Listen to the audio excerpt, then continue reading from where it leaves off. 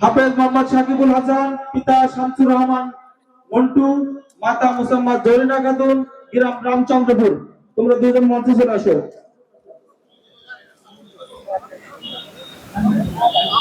খুলে সোজা করেন না, সোজা করেন।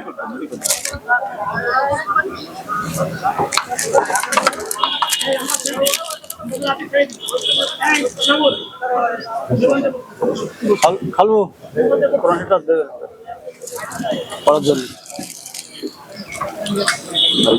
আরেকজন সাকিব, আরেকজন সাকিবুল হাসান, বাবার নাম শামসুর রহমান মন্টু, ঝন্টু সরি ঝন্টু।